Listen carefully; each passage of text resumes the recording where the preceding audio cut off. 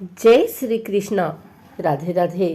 आइए सुनते हैं माघ मास महात्म्य का दूसरा अध्याय। श्री सूत जी बोले, हे मुनिजनों, उस तपस्वी के उन वचनों को सुनकर राजा ने विनीत भाव से कहा, हे विप्र, मैं माघ मास के स्नान के फल को नहीं जानता हूँ। आप कृपा करके मुझसे विस्तार पूर्वक कहें। राजा के इन वचनों को सुनकर तपस्वी ने कहा, हे राजन, अब सूर्योदय होने वाला है, अतः इस समय स्नान करने का शुभ मुहूर्त है। यदि कथा प्रसंग में समय नष्ट हो गया तो तुम्हारा यह एक शुभ समय हाथ से निकल जाएगा। इस समय मेरी बात मानकर तुम स्नान करो और घर लौटने पर अपने कुल गुरु वशिष्ठ से इस प्रसंग को पूछ लेना। इतना कर तपस्वी स्नान करने चले गए। राजा के उनके वचनों को हृदय में धारण करके अपने साथियों सहित सरोवर में स्नान किया। प्रातः होने पर राजा अपने राज्य में पहुंचा। उसके मन में तपस्वी के शब्द गूंज रहे थे। अतः राजा दिलीप शीघ्र ही सुंदर वस्त्रों और आभूषणों को पहनकर अपने सुयोग्य मंत्रियों को साथ लेकर महल से निकला। बंदीजन राजा की स्तुति गाने लगे। राजा योग्य उपहार लेकर गुरु वशिष्ठ के आश्रम की ओर चला। वहां पहुंचकर उसने श्रद्धापूर्वक गुरु को नमस्कार किया और साष्टांग प्रणाम किया। वशिष्ठ जी ने राजा को यथोचित सत्कार करके आशीर्वाद दिया और कुशल पूछा। वशिष्ठ जी के सम्मुख बैठकर राजा ने आदर से अपना सिर झुकाकर बड़े ही विनीत स्वर में उनसे यह कहा, हे भगवत, आपकी कृपा और आशीर्वाद से मैं पूर्णतया प्रसन्न हूँ। आपके द्वारा मैंने आचार, दंड नीति, राजधर्म एवं चारों वर्णों तथा चारों आश्रमों की समस्त क्रियाएं, दान, विधान, यज्ञ, व्रत, उपासना आदि विधियों सहित भगवान विष्णु के पूजन की समस्त बातों को विधि विधान से सुन लिया है। आज एक तपस्वी ने माघ महात्म्य एवं स्नान की बातें सुनाकर मेरे दिल में एक जिज्ञासा उत्पन्न कर दी है।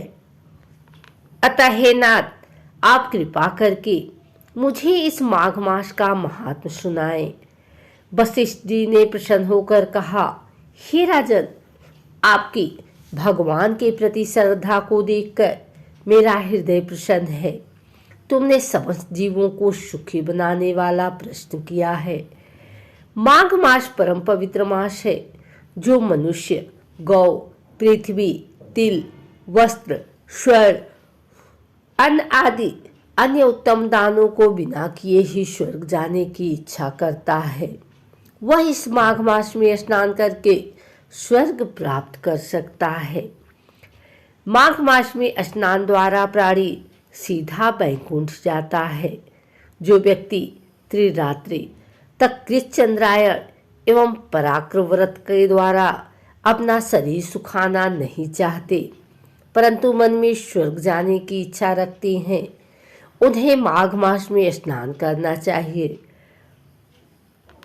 वैशाख मास में होम और दान, कार्तिक मास में तप पूजन होते हैं, परंतु माघ मास में स्नान करने से विशेष प्रभाव है।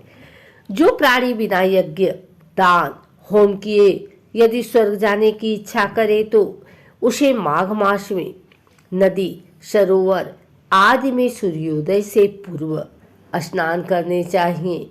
माघ स्नान का फल कामधेनु के समान है। विद्वान पुरुषों का कथन है कि माघ स्नान करने वाला प्राणी अनंत फल प्राप्त करता है, वह राजा होता है। माघ स्नान चाहे सकाम हो, चाहे प्रजा के लिए अथवा हरि भगवान के लिए हो और चाहे किसी निमित्त हो, माघ स्नान करने वाला अनेकों फल को प्राप्त करता है। मकर संक्रांति में अंत्याग कर अदिति ने 12 वर्ष तक माघ स्नान किया। इसे त्रिलोकी ने उज्जवल करने वाले 12 पुत्र प्राप्त किए। माघ स्नान के प्रभाव से ही अरुंधति सुभगा स्वर्ग को गए और सची परम रूपवती होकर स्वर्ग में राज्य करती थी।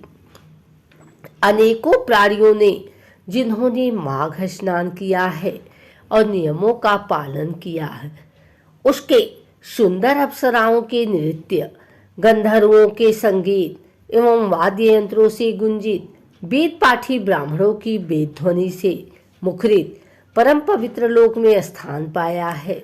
जिन मनुष्यों ने माघ स्नान के साथ दान किया है और प्रिय वस्तु का त्याग किया है, वे भाग्यशाली हैं। माघ स्नान के प्रभाव से अच्छी बुद्धि प्राप्त होती है, पापों का नाश होता है।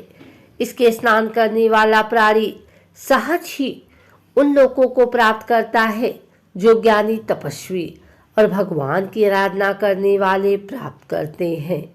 दान के द्वारा स्वर्ग प्राप्त करने वाले प्राणी पुण्य क्षीण होने पर पुनः लौट आते हैं, परंतु माघ स्नान करने वाले कभी नहीं लौटते। इस सदैव वैकुंठ में वास करते हैं। माघ स्नान करने वाले प्राणी यदि दूध देने वाली गौ का दान करते हैं तो वह उतने वर्ष स्वर्ग में निवास करता है जितने गौ के शरीर में रोम होते हैं। जो प्राणी माघ स्नान के पश्चात गुड़, तिल का दान करता है, उसके सभी पाप नष्ट हो जाते हैं। तिल का दान पाप नाशक है और उसको दान करके प्राणी निर्मल हो जाता है। जो मनुष्य माघ स्नान करके ब्राह्मणों को जूता, कमंडल दान देता है, वह भोजन कराता है, वह मोक्ष प्राप्त करता है।